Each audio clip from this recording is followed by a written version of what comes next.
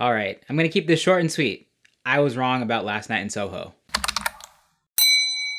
In my last video, I was talking about how trailers show too much of the movie, especially in 2021. Even though I didn't see the movie, I used Last Night in Soho as an example, especially the second trailer, because I thought it showed way too much of the movie. But after watching the movie last night, I'm very happy to say that I was absolutely wrong.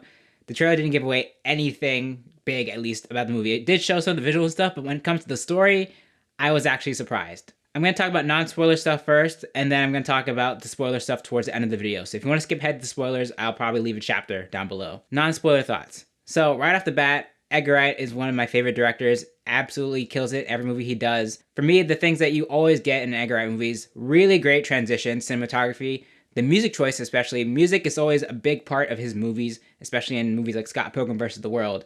But here especially, it plays a really big role in the story itself because you're following one of the characters who is a singer or is aspiring to be a singer, so it makes sense. Also, just the way he crafted the story, the little details that kind of hint at what's really going on. I thought I knew where this movie was going, but then the third act threw a curveball that I did not see coming, and I think the trailers actually did a great job of misdirecting you and making you think it's going to go one way, but really it's going to go in a completely different direction that you didn't even expect. They didn't even give you any hint at what was really happening. Along with a great wardrobe, cinematography, music, you also get some extremely strong performances from Anya Taylor-Joy, Thomasin McKenzie, Matt Smith. The list goes on. I think everybody in this movie absolutely killed it, but for me, the top two have to be Anya Taylor-Joy and Thomasin McKenzie because this movie really rests on their shoulders. When it comes to the visuals, I think they do a really great job of playing with perspective, shifting from Ellie's perspective, played by Thomasin McKenzie, and Sandy's perspective, who is the woman we're seeing in these visions. They do really cool tricks like using mirrors and in-camera transitions to switch between the two actresses, and I think it works so seamlessly. In terms of horror, I didn't know what I was going to get in this movie because I know Edgar Wright has dabbled in horror a little bit with Shaun of the Dead, but again, that's still more comedy than horror. But I think here he did a really great job. He used jump scares sparingly, so it wasn't like they were getting really annoying, and they were actually good jump scares, not the ones that are just cheap. And when it comes to horror, it's not just the supernatural elements you see throughout the movie. It's also the reality of what happened to Sandy, which is a reflection of what happens to women in general in the world we live in. So in that way, it's even scarier because it's real. So to conclude, before I get into spoilers, this movie was not what I was expecting in the best way. The horror was great. The performances were amazing. The cinematography, the wardrobe, the color, everything was on point. My eyes were glued to the screen. I highly recommend going to see this in theaters if you get the chance. All right, now we're getting to spoilers in 3, 2, 1. So in the second trailer, they seem to be alluding a lot to Matt Smith's character being the killer in this scenario because they keep alluding to this whole murder thing. But the twist is that instead, it's actually Anya Taylor-Joy's character, Sandy, who's also played by this old woman in the present day of the movie, is the actual killer. So you see this one scenario where Matt Smith's character is holding a knife over her and you assume that he stabs her in that situation.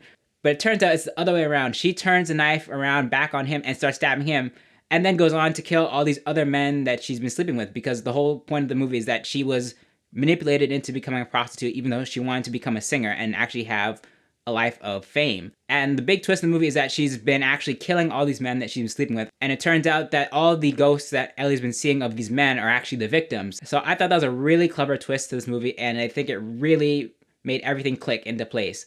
There were so many hints at it throughout the movie. One of the first examples that I think of is early in the movie, you hear this rule about the place that Ellie's staying in, run by Sandy, where she says that no men are allowed. At first, I think it's just because she's old school and maybe she doesn't want women having men in there, having unmarried sex, whatever. But once you figure out why, once you figure out that she's the one that's been killing all these men, you realize it's because maybe she doesn't want to go back to doing that, or also it's because she doesn't want people to find out that she has all these bodies in the house itself, like in the floor, in the walls.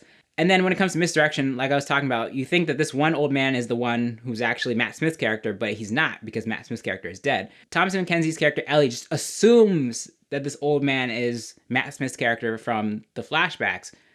But as an audience member, you're like, he never said his name, right? So why do you think it's this guy? And so the twist is that it turns out he's actually the policeman in the story who was trying to help Sandy instead of it being the other way around. And so the way they threw that off is because then you see him get run over, and then that's the end of that.